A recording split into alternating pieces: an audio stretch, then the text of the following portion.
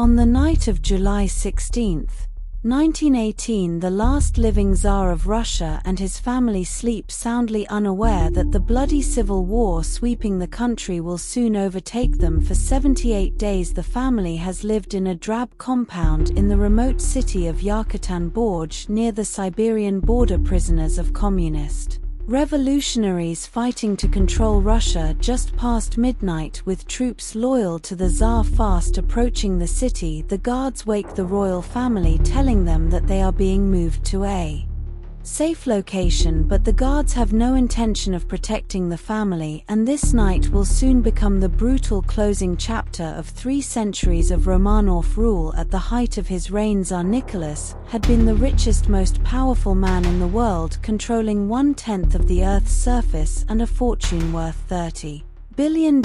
Until the revolution, the Tsar was considered the anointed of God. He controlled the government, he was the supreme head of the Orthodox Church, he was worshipped as a demigod by most of his subjects, and his word was considered law in every aspect of life. Every decision was his. Even the most simple name change had to go across his desk. With his marriage to Alexandra, a German princess and granddaughter of Queen Victoria, Thea had expanded his sphere of influence to include the courts of Europe in St. Petersburg. Thea and his family lived in a breathtaking palace with 1,000 rooms. Hundreds of servants attended their every whim, and it seemed like a fairy tale existence. I think the picture that most people had of the Romanovs was of a very privileged family, but a family with which they could identify. Nicholas was extremely clever in the way he used his family. He had 4 gorgeous daughters, he had a beautiful son. They were very photogenic. I think he used them to sort